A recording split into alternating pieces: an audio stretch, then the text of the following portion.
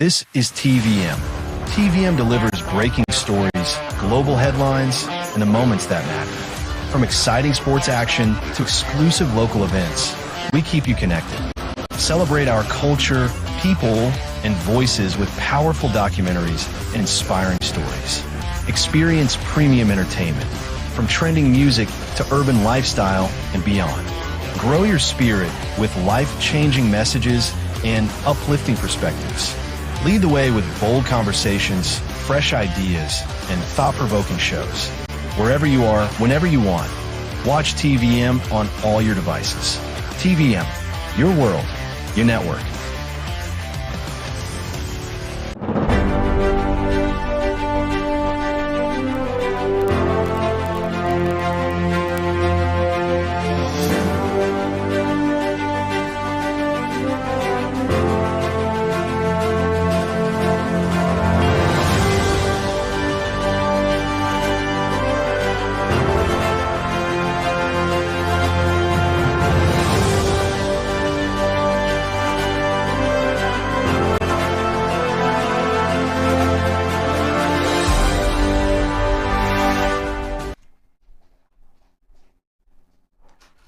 Hello, welcome to TVM's Metro Updates. I am Blessing Sampson. We'll begin in Delta State. In a significant move to consolidate unity within the All Progressives Congress in Delta State, former Deputy President of the Senate, Senator Ovie Omo-Agege, has publicly acknowledged Governor Sheriff Oborevwori as the undisputed leader of the party in the state. The declaration, made during a marriage ceremony, was hailed by the Director General of the Delta State Bureau for Orientation, Dr. Fred Oghene-Sive, as a crucial step that puts to rest any speculation about discord between the two leaders. Oghene-Sive stated that the show of unity will strengthen the party's ability to achieve electoral success in the forthcoming general election and continue implementing the administration's agenda.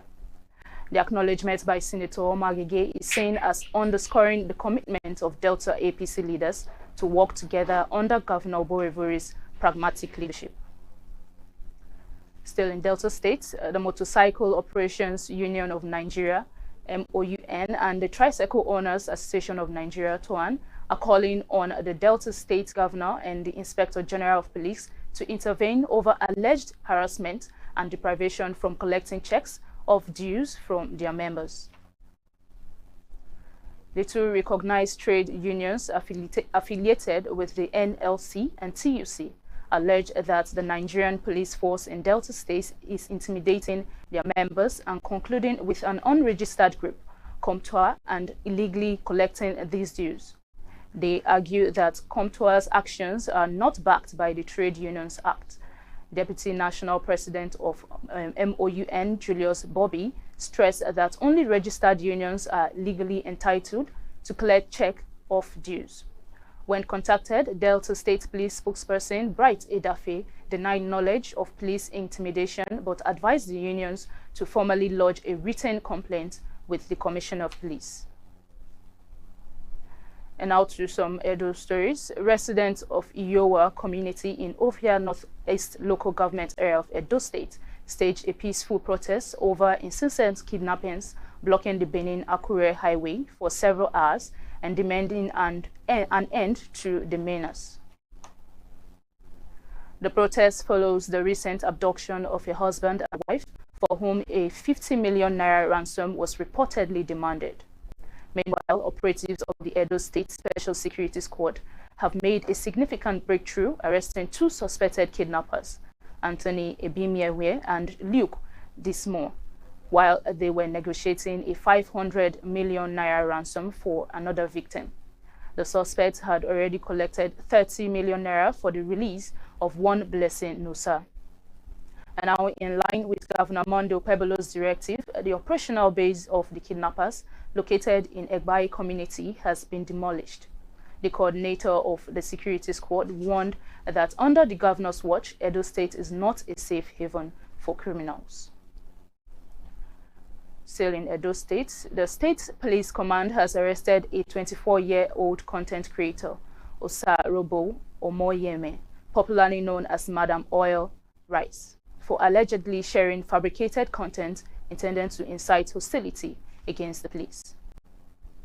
Police spokesperson Moses Yamo said the suspect circulated a false claim on TikTok alleging she was kidnapped and later rescued by the police, who then illegally collected a 10,000 naira bail fee from her. The command's investigation revealed the entire story was staged solely to generate online content and attract followers. Yamu confirmed the suspect confessed to fabricating the incident and has been charged to court. Meanwhile, the police issued a strong warning against the creation and circulation of fake news capable of disturbing the peace and security of the state. And now to some international stories. The Kwara State government has confirmed the release of the 38 worshippers abducted from Christ Apostolic Church in Eruku. Governor Abdulrahman Abdulrazak, through his chief press secretary, announced that the victims regained freedom after days of joint operations by security agencies. The statement did not reveal details of how the release was secured. The government credited President Bola Tinubu's direct intervention, noting that he suspended planned foreign trips and ordered increased security deployment to Kwara. The governor also commended the NSA's office, DSS, Army, police, and other security agencies for their efforts, as well as community members for their support during the crisis. The attack occurred last Tuesday when armed men invaded the church, killing 3 people and abducting 38 worshippers. The bandits initially demanded a 3 billion in ransom before reducing it to 760 million. Following the attack, community youths protested the lack of immediate security response, and on Sunday, the church held its first service since the incident. The church secretary said members attended despite fear, while the presiding pastor urged the congregation to remain steadfast, describing the ordeal as a test of faith. In other news, the Bauchi government said schools will reopen once it is safe and promised to provide further updates as the situation unfolds. Still in international stories, former counsel to Nnamdi Kanu, Aloy Ejimakor, has criticized the decision to move the IPOB leader from Abuja to the Sokoto Custodial Center, calling it surprising and insensitive. Speaking on China's television, Ejimakor questioned how Kanu could effectively pursue his appeal from Sokoto, noting that the Abuja division of the Court of Appeal, not Sokoto, has jurisdiction over the case. Kanu was transferred on Friday following Justice James Omotosho's ruling that convicted him on terrorism charges and sentenced him to life imprisonment. Ejimakor argued that the relocation places Kanu far from his legal team and complicates key steps needed to initiate an appeal, including filing documents and reviewing case materials. He said the move failed to consider Kanu's rights and proximity to legal support. Justice Omotosho ruled that Kanu used broadcasts to incite violence and ordered his detention in a secure facility without digital access. While Kanu lawyers have vowed to appeal the verdict, Kanu's first arrest in 2015 and rearrested in 2021 continues to face a highly contentious legal battle. Still in other stories, President Bola Tinubu has ordered the withdrawal of police personnel from VIP security assignments. He issued the directive during a security meeting with service chiefs and Inspector General of Police. Now, according to the President's Special Advisor on Information and Strategy, Bayo Onanuga, the move is aimed to redirecting police manpower to core law enforcement duties amid rising abductions and security threats nationwide. Tinubu stated that VIPs requiring security will now be assigned armed personnel from the Nigerian Security and Civil Defense Corps. He noted that many communities lack adequate police presence, a gap the government seeks to close.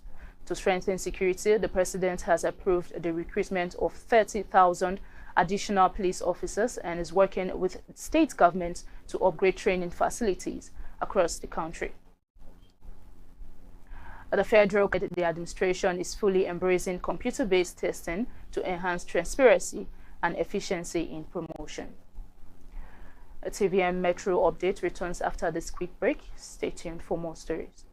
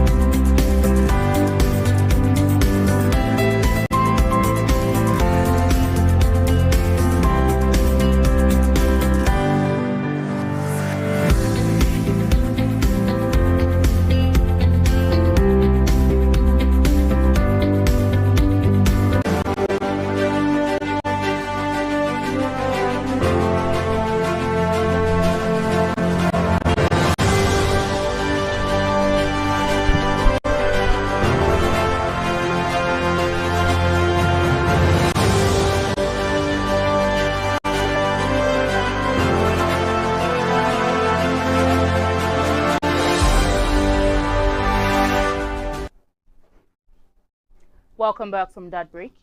And on business news, the federal government has uncovered over 60 billion naira in financial irregularities at the NNPC Limited, according to the Auditor General's 2022 report.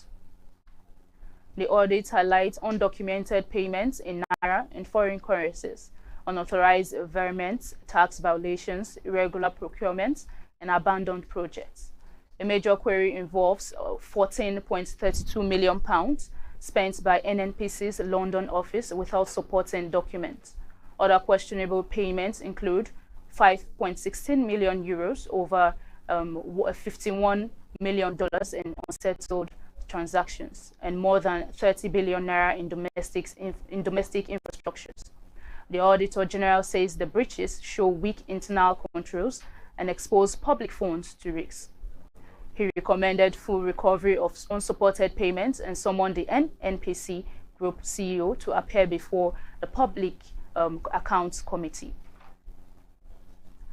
Still in business stories, the Dangote Group says it is moving decisively. Group Executive Director of Commercial Operations, Fatima Aliko Dangote, said the wider objective is to strengthen Nigeria's industrial base and retain more value within the country. She linked the sugar initiative to the group's ongoing work in refining, fertilizers, and petrochemicals. A Dangote Sugar Refinery remains Nigeria's largest producer with a capacity of 1.4 million metric tons. The company also reported strong financial performance in the first 9 months of its 2025 fiscal year, with revenue rising to 626 billion naira and losses narrowing significantly from 184 billion to just 10 billion naira. And in international news, in South Africa, President Cyril Ramaphosa hailed the G20 summit in Johannesburg as a triumph of multilateralism, despite the United States boycotting the event. Ramaphosa pushed through a joint declaration addressing climate change, renewable energy, and debt relief for developing nations, stressing that shared goals outweigh our differences. The summit, which is first held in Africa, came amid tensions over Russia's war in Ukraine and following stalled climate talks at COP30. While Argentina abstained, most leaders supported the declaration. Brazil's President Luiz Inácio Lula da Silva praised the summit as proof that multilateralism remains alive. Germany's Chancellor Friedrich Merz noted the U.S. absence was felt but minor as new international connections continue to form. On the sidelines, the leaders also discussed strategies on the Russia-Ukraine conflict and climate finance for developing nations. In other stories, in Tanzania, construction of the long-delayed Bagamoyo port is set to begin in December. A senior government official confirmed that the first phase will include 14 of the planned 28 berths. The Bagamoyo project, part of a wider special economic zone, will feature a 20-meter deep port capable of receiving ships carrying up to 25,000 containers, making it one of the largest in East Africa. The plan was first signed in 2013 with developers from China and Oman, but the project stalled for years over unfavorable contract terms. President Samia Suluhu Hassan reopened negotiations after taking office in 2021, paving the way for construction to finally start. And in entertainment news, Nigerian content creator and actor Odira Nwobu has reportedly died. The news circulated on social media Monday morning after blogger Anwuze Franklin shared a video of Nwobu lying lifeless. While the exact circumstances of his alleged death are yet to be officially confirmed, early reports suggest the actor passed away some hours after clubbing in South Africa over the weekend. And in sports, the National Sports Commission, NSC, has praised Team Nigeria's historic outing at the 2025 Islamic Solidarity Games in Riyadh after the country achieved its best performance at the event, finishing 8th on the overall medals table with 30 medals. Nigeria ended the competition with 11 gold, 12 silver and 7 bronze to secure Africa's second best placement behind Egypt as Turkey topped the standings with 155 medals. They surpassed their previous best performance at the Games recorded in Baku in 2017, when they won 4 medals in athletics, 3 silver and 1 bronze.